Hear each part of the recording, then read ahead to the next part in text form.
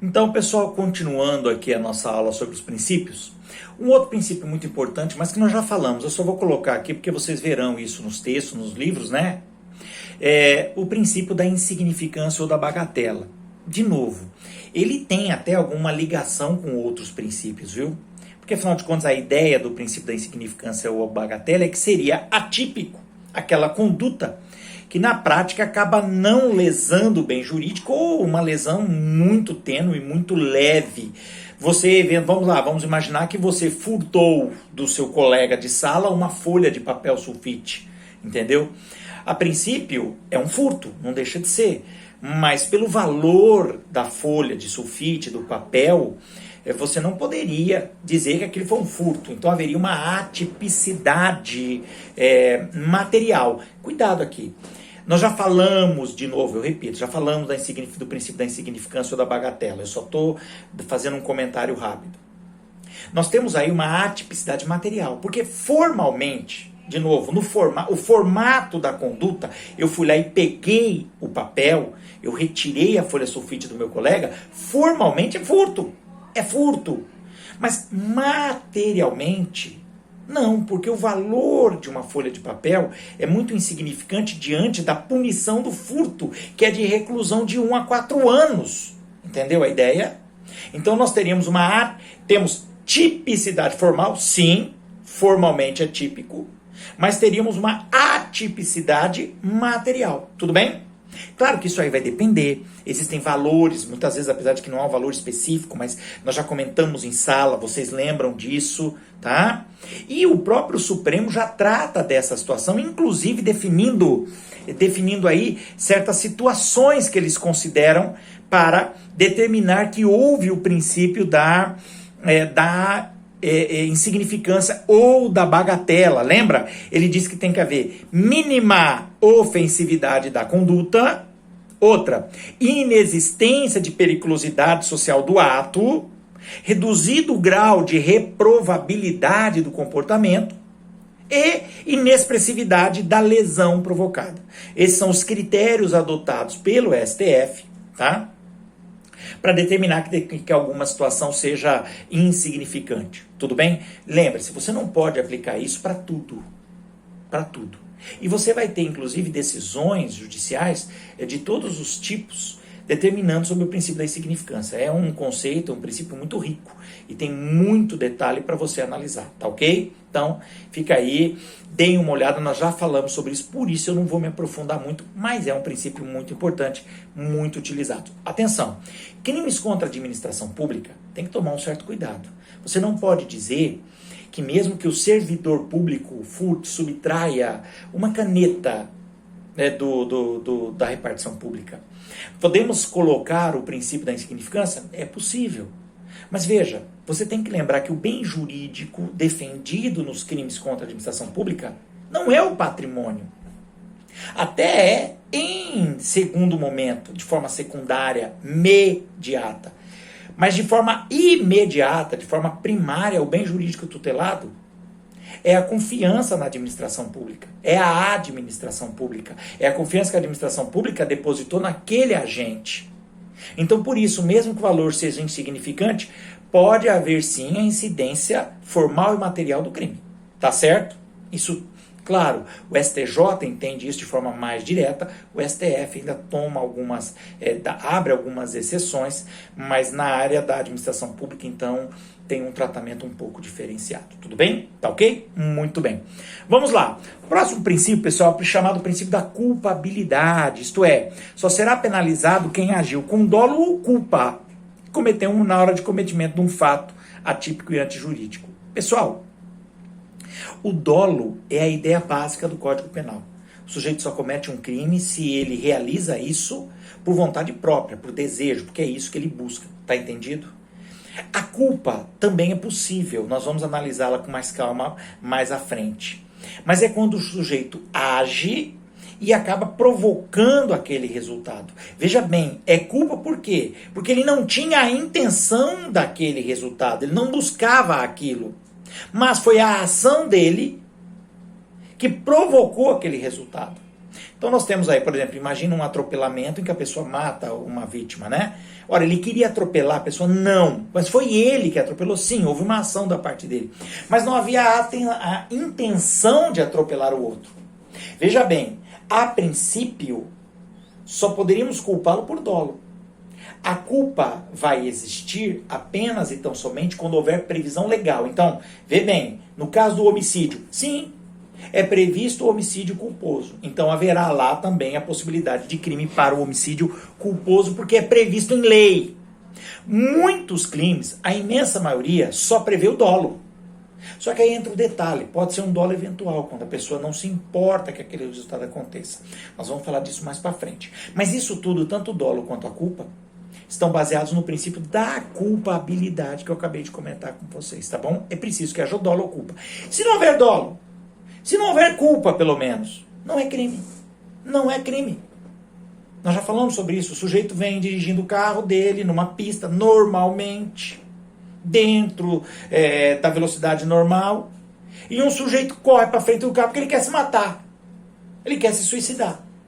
Então ele corre para frente do veículo. Ele está em quarentena há muito tempo com a esposa. Ele não aguenta e ele corre para frente do veículo. E o sujeito acaba atropelando essa pessoa. Houve dolo do motorista? Não. Houve culpa do motorista? Não, ele estava dentro da velocidade que a pista prevê. Então, não havendo dolo, não havendo culpa, não há crime. Tudo bem? Princípio da culpabilidade. Não confunda, porque a gente, quando fala a palavra culpabilidade, você pensa em culpa. Não. Aí usa-se um termo meio genérico. Estamos falando de dolo e culpa. Tudo bem? Outro princípio que nós já comentamos, que é o princípio da humanidade, ou o princípio da dignidade da pessoa humana, né? O réu deve ser tratado como pessoa humana. Desse princípio da humanidade ou da dignidade da pessoa humana, que inclusive encontra também respaldo na Declaração Universal da Pessoa Humana, do ser humano, nós temos várias consequências. Por exemplo, a proibição de certas penas. Então não cabe penas cruéis. Nós não temos pena de morte em regra, tá? Existem exceção. Os trabalhos não podem ser forçados, não é possível trabalho forçado. É proibida a pena de banimento, expulsar o sujeito do país. Então, tudo isso é uma questão de dignidade. Então eu não posso, por exemplo, colocar aquela, como a gente via em filme americano antigo, aquela bola de ferro grudada na perna do sujeito, porque isso fere a dignidade humana, entendeu? Eu não posso privá-lo de alimentação. Eu não posso privá-lo, por exemplo, de cuidados médicos se ele ficar doente, estando preso, por exemplo. Tudo isso é a dignidade da pessoa humana. Tá certo? Esse princípio da dignidade humana, como eu falei para vocês na aula presencial, ele inclusive é colocado ainda como um sobreprincípio, acima de muitos princípios, inclusive, tá?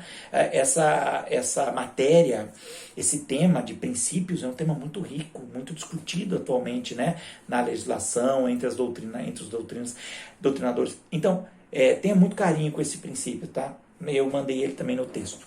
Outro princípio é o da proporcionalidade da pena. E esse princípio é interessante, viu? A pena não pode ser superior ao grau de responsabilidade pela prática do fato. Então veja, o princípio da proporcionalidade na prática, a punição tem que ser proporcional à conduta. Quer dizer, não pode ser uma punição extrema para uma conduta que feriu, sim, um bem jurídico, por isso é crime, mas é algo que você tem que ter um tratamento mais brando. Por isso, pessoal, há crimes que são punidos com reclusão, onde o sujeito começa cumprindo a pena em regime fechado, e há crimes que são punidos com pena de detenção. Detenção em que o sujeito inicia o cumprimento da pena em regime semiaberto ou aberto. E nós sabemos que na prática, pela parte geral, a imensa maioria, para não dizer todos os crimes punidos com detenção, o sujeito não vai preso. A não ser que haja uma reincidência ou algo assim. Mas, em geral, ele não vai preso. Ele acaba respondendo em liberdade, se houver o processo. Muitas vezes, com base na Lei 9.099, esse crime, esse processo é até suspenso. Tá? Então, o princípio da proporcionalidade seria isso. Agora, cuidado. Você não pode aplicar o princípio da proporcionalidade de forma direta. Existe um outro princípio chamado princípio da razoabilidade. Não são o mesmo princípio. Há quem entenda que sim. Tem doutrinadores que falam, o princípio da razoabilidade e proporcionalidade é a mesma coisa. Na verdade, não são. Tá? tecnicamente, se for aprofundar o pensamento, você percebe que não. A proporcionalidade, se você for aplicar ao pé da letra, você voltaria lá atrás, na antiguidade. Lembra do Código de Italião, a lei de Italião? Olho por olho, dente por dente? Isso é proporcional, não é? Se o sujeito arrancar o dente do outro, eu vou lá e arranco o dente dele. Se o sujeito arrancou o olho do outro, eu vou lá e arranco o olho dele. Se o sujeito mata alguém, eu vou lá e mato ele. Isso é proporcionalidade. Podemos aplicá-la? Não. Nos tempos de hoje, não. Por quê? Porque não seria razoável o princípio da razoabilidade. Então você acaba usando o princípio da razoabilidade como limite, como balizador para o princípio da proporcionalidade. Hoje entende-se que o sujeito, na hora de ser punido por infringir uma lei, por cometer uma conduta ilícita, um crime, ele não vai ser punido no mesmo ato que ele cometeu, por uma questão de razoabilidade, tá? Então, o que se faz hoje é restringir a sua liberdade, é o máximo que se pode fazer, com base no princípio aí da razoabilidade e não da proporcionalidade. Tudo bem? Beleza? São princípios muito interessantes, esse da proporcionalidade e razoabilidade, tá? Utilizados para vários outros ramos do direito penal. Do direito em geral, além do direito penal, tá bom? Muito bem. Nós temos também o chamado princípio do estado de inocência, ou presunção de inocência também, tá? Na Constituição Federal. Ninguém será culpado até o trânsito em julgado de sentença penal condenatória. Sabemos que desse princípio existem muitas consequências, inclusive atualmente a decisão do Supremo em que retira a obrigatoriedade de prisão do condenado em segunda instância. Não quer dizer que ele não possa ser preso, mas a prisão não é obrigatória, tá? Por quê? Porque se ele recorreu, mesmo sendo uma decisão em segunda instância, se ele recorreu, o recurso pode ser aceito, ele pode até ser absolvido. Concordam comigo? Então, por isso, entende-se que ele poderia responder em liberdade. Claro que há vários detalhes envolvidos, já falamos em sala sobre isso, mas sim, se baseia nisso. Mas, a princípio, existe o princípio da presunção de inocência ou estado de inocência. Quer dizer que o Estado deverá, quando acusar alguém de um crime, o Estado deve provar que esse sujeito cometeu o crime. É o Estado quem deve provar. A princípio, ele é inocente. Tudo bem? Essa é a ideia básica. Muito bem. Temos o princípio do ne bis in idem, ou no bis in idem, que é dizer que ninguém pode ser punido duas vezes pelo mesmo fato. Isso é um critério muito interessante. Claro que eu estou no âmbito penal. Pode ser que uma conduta, por exemplo, de um agente público, de um servidor público, se ele subtrai algo da repartição, ele pode ser punido pelo crime de peculato, mas ele pode ser punido também de forma administrativa, perdendo o cargo, como ele pode ser punido civilmente, talvez tendo que devolver o valor daquele bem. Mas aí não é um bis in idem, ele não está sendo punido penalmente pela mesma conduta, são esferas diferentes do direito. Percebeu? Esferas diferentes. Penalmente só por uma conduta. Um exemplo disso se serve de consolo. Vamos lá. O sujeito que mata alguém mediante tortura. Isso é previsto na lei. Se eu matar alguém com tortura, vamos lá, é um homicídio qualificado. Pelo meio que eu empreguei. Então qualifica o crime. Agora, se eu usei a tortura para matar a pessoa, por exemplo, por desmembramento, por choque, mas aqui o meu objetivo é matar a pessoa. Como assim? Ora, e se eu uso de tortura, porque eu quero torturar, e acabo vindo a matar o sujeito. Eu não buscava a morte, eu não queria matá-lo, eu queria torturá-lo. Então eu vou aplicar a lei de tortura. E quanto à morte que acabou ocorrendo? Aí sim eu poderei até acusá-lo, mas de homicídio. Homicídio. Tudo bem? Agora veja bem, na lei de tortura é previsto que se da tortura resultar morte, eu respondo então pelo crime de tortura com aumento de pena. É o que a gente chama de crime préter-doloso, em que você tem dolo na conduta inicial, que era torturar, e culpa na conduta consequente, na conduta final, que foi a morte. Eu não queria matá-lo, lembra? Lembra? Não era a minha intenção. Ele morreu, então eu provoquei a morte. Culpa. Lembra que nós falamos lá no outro vídeo sobre isso? Culpa. O meu dolo era de tortura. Sim, e eu o torturei. E ele acabou morrendo. Mas a morte foi por culpa minha. O que não muda muita coisa é tortura com consequência morte. Isso é previsto na lei.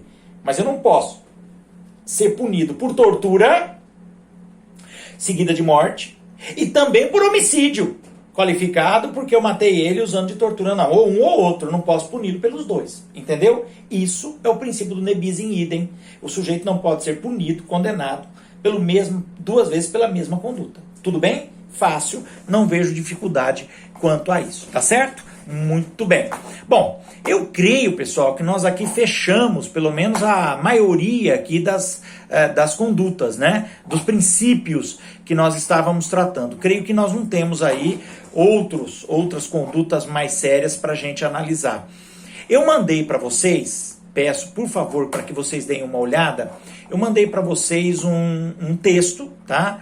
Tratando de toda essa temática. Gostaria, por favor, que vocês dessem uma olhada nesse texto. Esse texto acaba trazendo muito das informações que nós falamos, tá certo? Aí com mais calma, com mais cuidado. Eu peço uma atenção muito especial, muito interessante, para o princípio, chamado princípio da adequação social. Esse princípio, ele é bacana. Ele diz que condutas historicamente aceitas e consideradas adequadas pela sociedade não mereceriam a intervenção, a punição do direito penal, tá? O que ele quer dizer na prática? De novo, nós temos aqui uma situação em que formalmente há crime. Formalmente há crime. Mas materialmente há uma aceitação daquela conduta. Por exemplo, quando você põe um piercing, quando você faz tatuagem, você não está machucando, você está machucando. Quando você fura a orelha, quando você fura o nariz para pôr um piercing, um umbigo, vamos parar no umbigo. Você está provocando uma lesão corporal em alguém. E é o tatuador que faz isso, não é? Então ele está lesionando a pessoa. Não é lesão corporal? A princípio seria. Mas, neste caso, há uma adequação social. Isto é, a sociedade entende que aquela conduta não seria criminosa. É aceitável, dá para aceitar. Por isso que a mãe fura a orelhinha da menininha quando é bebê, entendeu? Por isso que a pessoa pode pôr o piercing e o tatuador, quando faz a tatuagem, ele não é preso por lesão corporal. Claro, se for maior de idade. Menor de idade, a coisa muda um pouco. Tudo bem? Então, esse princípio da adequação é muito interessante, porque ele pega figuras que são típicas, mas que por uma visão da sociedade atual, você não pode incriminar aquela conduta, tá? É um outro princípio bastante interessante, tá bom? Pessoal, leiam a matéria. Qualquer dúvida, me mandem perguntas ou no WhatsApp ou pelo Classroom. Vamos adotar o Classroom como nossa ferramenta básica, tá? Aqui falando sobre princípios. Então, perguntas sobre princípios podem mandar qualquer dúvida que tiver. Eu vou mais para frente agora preparar outro vídeo e mandarei para vocês. Vou tentar mandar o vídeo no horário da nossa aula. Então, quando começar a nossa aula, eu já vou enviar o vídeo para vocês. Eu já terei enviado. E aí, aviso no WhatsApp e ficarei no WhatsApp, no Classroom, à disposição para suas dúvidas, tá certo? Forte abraço a todos e bons estudos, tá ok?